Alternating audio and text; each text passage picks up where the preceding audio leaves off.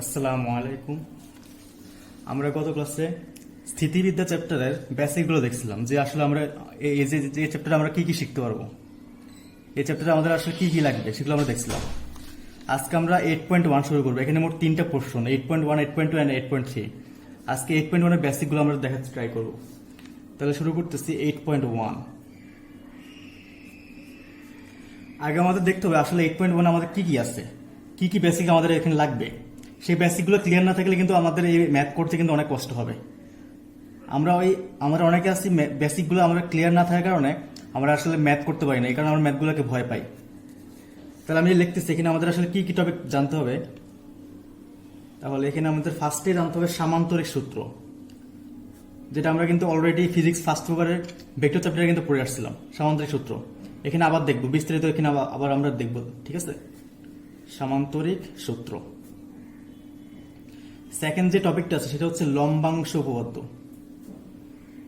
লম্বাংশ উপপাদ্য কিন্তু আমরা নিউটনের মেকানিক্স আর ভেক্টরে কিন্তু প্রয়োগ করে আসছিলাম, কিন্তু তখন কিন্তু আমরা জানতাম না এটা আসলে লম্বাংশ উপপাদ্য কিনা।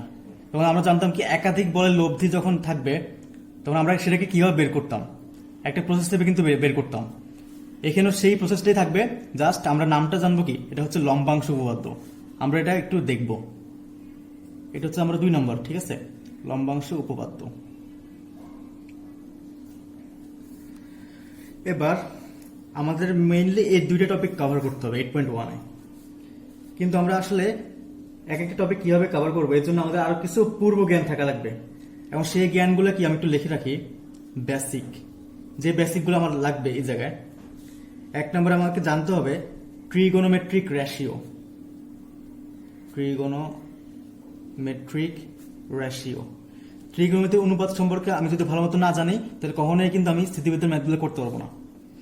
এবার সেকেন্ড যে জিনিসটা জানতে হবে সেটা হচ্ছে অ্যাঙ্গেল অ্যান্ড রেফারেন্স লাইন।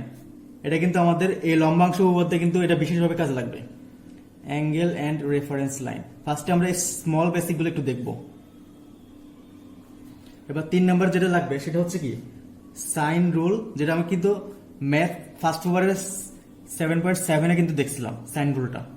এখানে আবার একটু দেখবো সংক্ষেপে। এবার 4 নাম্বার, এটা হচ্ছে কোসাইন রুল।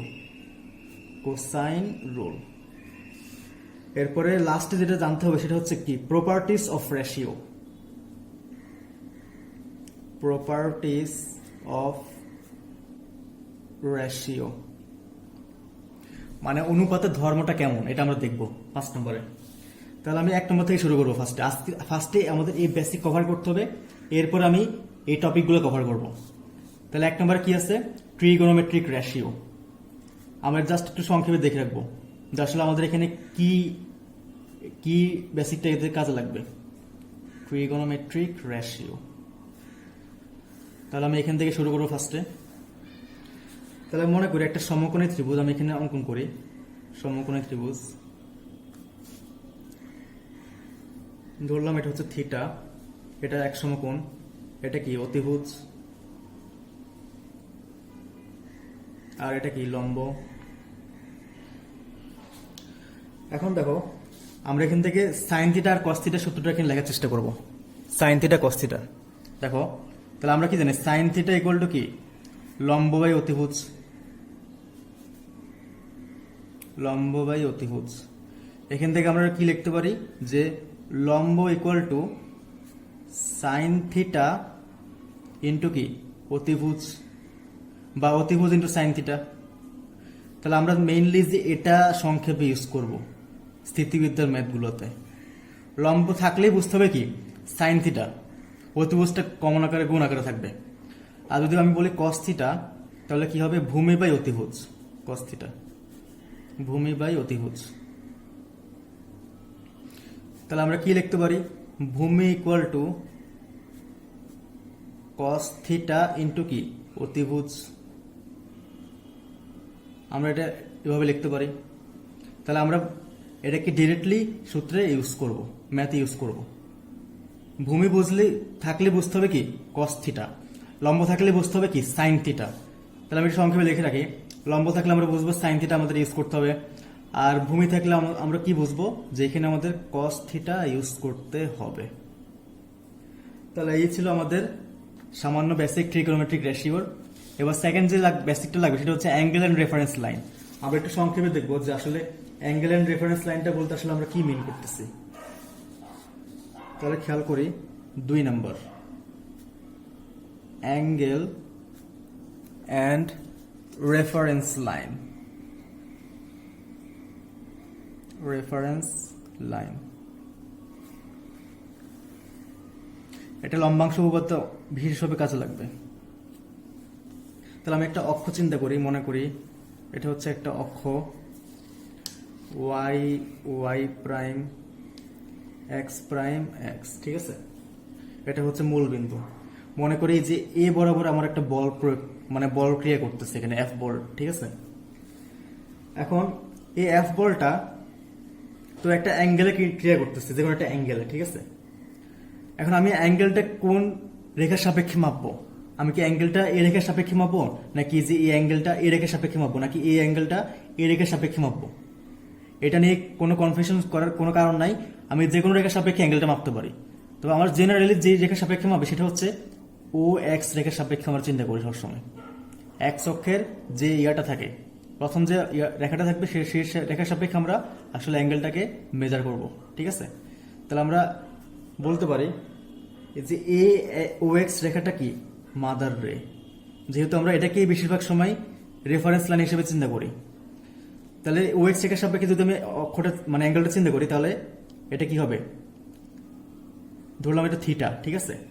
আর এই থিটাটা যেহেতু অ্যান্টি ক্লকওয়াইজ যাচ্ছে, তাহলে আমরা বলতে পারি যে এটা হচ্ছে কি অ্যান্টি ক্লকওয়াইজ, মানে পজিটিভ অ্যাঙ্গেল হবে এখানে, ঠিক আছে, পজিটিভ অ্যাঙ্গেল।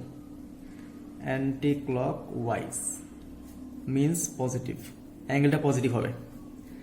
আর যদি মনে করো এখানে মনে করো আরেকটা বল এখানে আমি প্রয়োগ করলাম, এটাও মনে করো এটা এফ প্রাইম বল, ঠিক আছে। এখন আমি চাইলে এই যে এই বলটাকে এইভাবে অ্যান্টি ক্লকওয়াইজ ঘুরেও কিন্তু অ্যাঙ্গেলটাকে মেজার করতে পারি এই রেখার সাপেক্ষে। আবার চাইলে আমি কিন্তু এই যে ক্লকওয়াইজও চিন্তা করতে পারি, যেভাবে ক্লকওয়াইজ চিন্তা করলে কি হবে, সেই কোণটাকে নেগেটিভ ধরতে হবে। ক্লকওয়াইজ মানে নেগেটিভ চিহ্ন হবে কোণের আগে, ঠিক আছে। তাহলে আমি চাইলে ক্লকওয়াইজ নিতে পারি কোণটাকে, আবার চাইলে আমি অ্যান্টি ক্লকওয়াইজ চিন্তা করতে পারি। সব ক্ষেত্রে কিন্তু মান সমান আসবে। তাহলে আমরা তো রেফারেন্স লাইন তো বুঝতে পারছি যে রেখার সাপেক্ষে আমি আসলে অ্যাঙ্গেলটাকে মেজার করবো সেটা হচ্ছে কি রেফারেন্স লাইন। এবং এই অ্যাঙ্গেলটা নির্দেশ হবে যে হবে অ্যান্টি ক্লকওয়াইজ হলে পজিটিভ হবে, ক্লকওয়াইজ হলে কি নেগেটিভ হবে। তাহলে কিন্তু অন্য রেখাটাকেও রেফারেন্স লাইন হিসেবে বিবেচনা করা যায়। তো আমরা জেনারেলি কোনটা হিসেবে বিবেচনা করি, যে এটাকে আমরা রেফারেন্স লাইন হিসেবে কনসিডার করি, এই ও এক্স রেখাটাকে। এই কারণে এটাকে কি বলা হয়, মাদার রে বলা হয়। তাহলে আমি একটু লিখে রাখি সংক্ষেপে, যে যার সাপেক্ষে অ্যাঙ্গেল মেজার করব, যার সাপেক্ষে অ্যাঙ্গেল মেজার করব তাকে আমরা কি বলবো, রেফারেন্স লাইন বলবো। রেফারেন্স লাইন বলবো, ঠিক আছে। তাহলে আমরা সেকেন্ড বেসিকটা দেখতে পারলাম। এবার আমি 3 নম্বরে কি লিখছিলাম, যে সাইন রুলটা। সাইন রুল কিন্তু আমরা দেখছিলাম 7.7 ফার্স্ট ওভার। এখানে জাস্ট একটু সংক্ষেপে দেখবো 3 নম্বর সাইন রুল। এটা আমাদের অনেক ইউজ করতে হবে স্থিতিবিদ্যার ম্যাথগুলোতে, এটা ভালো মতো দেখবো, ঠিক আছে। সাইন রুল, তাহলে দেখো মনে করি একটা ত্রিভুজ চিন্তা করি আমি এখানে। যে কোনো ত্রিভুজ হইতে পারে, সমকোণী হইতে পারে, সূক্ষ্মকোণী হইতে পারে, বা স্থূলকোণী হইতে পারে। আমি এখানে জাস্ট সূক্ষ্মকোণী ত্রিভুজটা এখানে আঁকলাম। এ বি সি একটি সূক্ষ্মকোণের ত্রিভুজ। এখানে এ কোণ, বি কোণ, সি কোণ আছে। তাহলে সূত্রটা কি হবে, A by sine A equal to B by sine B equal to C by sine C. এখানে একটা জিনিস খেয়াল করি, যখন আমি এ স্মল এ বাহুকে সাধারণত small a small B small C দ্বারা প্রকাশ করা হয়, স্মল এটা দিয়ে প্রকাশ করা হয়। আর যখন আমি কোণ আঁকবো, কোণ লিখবো, তখন কিন্তু আমাদের অবশ্যই ক্যাপিটাল লেটার ইউজ করতে হবে। Capital A, capital B, capital C এটা ইউজ করতে হবে। তাহলে দেখো এখানে এ যে কোণটা আছে, এই কোণের যে বিপরীত বাহুটা আছে বিসি, এটাকে আমরা কি বলবো, স্মল এ বলবো। আর বি কোণের বিপরীত বাহুকে কি বলবো, স্মল বি বলবো। আর সি কোণের বিপরীত বাহুটাকে কি বলা হবে, স্মল সি বলা হবে। মানে যে কোণটা থাকবে মানে এখানে যে বাহুটা থাকবে, এই যে এই বাহুটা, এই বাহুর নিচে যে সাইন এ থাকবে, মানে এই কোণটা থাকবে, এই কোণটা কি হবে, যে এ বাহুর বিপরীত কোণ অথবা এ কোণের বিপরীত বাহু কি এ। ঠিক তেমনি বি বাহু যেটা থাকবে, সেই বি বাহুর বিপরীত কোণটা কি হবে, বি, মানে আমি সেই বি কোণটা এখানে লিখবো। এইভাবে আসলে সাইন রুলটাকে হিসাব করা হয়। এখন সাইন রুলটাকে অনেক সময় এভাবে লেখা হয় যে A by sine A equal to কি 2r, এই যে এটা সমান কি 2r, আর কি পরিবৃত্তের ব্যাসার্ধ। তাহলে এ বাই সাইন এর সমান কি 2r। এখান থেকে আমি কি লিখতে পারি যে এ ইকুয়াল টু 2r সাইন এ। আমরা চাইলে বাহু বের করতে বললে আমরা ডিরেক্টলি এ সমান 2r সাইন এ লিখতে পারি। ঠিক তেমনি হবে এ বাই সাইন এ সমান 2r। ঠিক আছে, হ্যাঁ, এখান থেকে আমরা সাইন এটাকে আলাদা করে লিখবো যে সাইন এ সমান এ বাই 2r। এ যদি আমাদের কোন আলাদা করে লিখতে বলে আমরা কি লিখবো, সাইন এ সমান কি এ বাই 2r। আমরা এভাবেও কিন্তু সূত্রটা অ্যাপ্লাই করতে পারি। ঠিক আছে, তাহলে আমি একটু বলি যে এটা আসলে কি, বাহু থেকে কোণে পরিণত করলে এইভাবে আমরা লিখব, বাহু থেকে কোণে পরিণত করা। ওকে, তাহলে এটা মানে কি হবে, কোণ থেকে বাহুতে পরিণত করা, ঠিক উল্টা, কোণ থেকে বাহুতে পরিণত করা। তাহলে আশা করি সবাই সাইন রুলটা বুঝতে পারছি। এবার 4 নম্বর যে বেসিকটা লাগবে সেটা হচ্ছে কোসাইন রুল। আমাদের কোসাইন রুল সম্পর্কে জানতে হবে। আমরা কিন্তু এটা কিন্তু আমরা অলরেডি কিন্তু 7.7 দেখে আসছিলাম কোসাইন রুলটা। জাস্ট এখানে আমি সূত্রটা লিখে দেবো রিমাইন্ডার হিসেবে। ঠিক আছে, কারণ যেহেতু আমাদের এই জায়গায় কাজে লাগবে এই স্থিতিবিদ্যার ম্যাথগুলোতে। তাহলে আবার আমি একটা ত্রিভুজ চিন্তা করি, এটা এ, এটা বি, এটা সি, এটা স্মল এ বাহু, এটা স্মল বি বাহু, এটা স্মল সি বাহু। এখন তাহলে কোসাইন রুলটা কি, কস এ সমান কি হবে, B square plus C square minus A square divided by 2bc। Cos beta কি লিখবো, যে C square plus A square minus B square divided by 2ca। আর কস সিটাকে আমরা কি লিখবো, A square plus B square minus C square divided by 2ab। একটু খেয়াল করি, যখন আমি এ কোণ নেব কস এ, তখন এ কোণ বাদের যে বাকি দুইটা থাকে না বি আর সি, এখানে কিন্তু এবিসি নিয়ে চিন্তা করতেছি, এ বি সি, হোক এটা স্মল হোক এটা ক্যাপিটাল। ঠিক আছে, তাহলে যখন আমি এ চিন্তা করবো এখানে, তখন কিন্তু বাকি দুইটা বাকি থাকে না বি আর সি, তাহলে বি স্কোয়ার প্লাস সি স্কোয়ারটা আগে লিখবো। আর এ যেহেতু কাজ করছে তাহলে এটাকে বিয়োগ করবো, minus A square divide by BC, তো তাহলে 2bc নিচে এই হবে। আর যখন আমি যে কোণটা নেব সেই কোণটাকে এদিকে মাইনাস করব, আর বাকি যে দুইটা লেটার বাকি থাকবে সেই দুইটা কি উপরে হবে আর নিচে হবে। এখানে বি নিয়ে কাজ করছি, তাহলে বিটাকে মাইনাস করে দিছি, আর তাহলে বাকি থাকে সি আর এ বাকি থাকে, তাহলে C square plus A square আগে লিখছি আর নিচেও কি সি এ আছে। ঠিক তেমনি কস সি, সি নিয়ে কাজ করতেছি, তাহলে সি স্কোয়ারটাকে বিয়োগ করব, বাকি থাকবে এ আর বি থাকবে, তাহলে এ স্কোয়ার প্লাস বি স্কোয়ার উপরে লিখলাম আর নিচে কি হবে, এ বি হবে। এটি হচ্ছে আমাদের এই সূত্রের টেকনিক কোসাইন রুলের। তাহলে আশা করি সবাই কোসাইন রুলটাও কি বুঝতে পারলাম। আমরা কিন্তু এগুলো কিন্তু আগেই করছিলাম, জাস্ট একটু রিমাইন্ডার হিসেবে এগুলো কাজ করলো। এরপরে আমাদের যে জিনিসটা জানতে হবে সেটা হচ্ছে 5 নম্বরটা, প্রপার্টিস অফ রেশিও। এরপর 5 নম্বরটা কি, properties of ratio. Properties of ratio, এটা মূলত 8.1 কাজে লাগবে না, এটা মেইনলি 8.3 তে বেশি কাজে লাগবে। তবু আমি এখানে ফার্স্টে দেখাচ্ছি, এই বেসিকটা কিন্তু আমরা 9-10 কিন্তু করে আসছিলাম যে আসলে অনুপাত ধর্মগুলো কেমন হবে। যদি মনে করি A by B equal to C by D equal to E by F equal to যদি কে হয়, তাহলে আমরা এটাকে লিখতে পারি যে যদি আমি এই দুইটা নিয়ে কাজ করি, এ বাই বি সমান সি বাই ডি, তাহলে এটাকে আমি কি লিখতে পারি যে A plus C divide by B plus D equal to কি সি বাই ডি।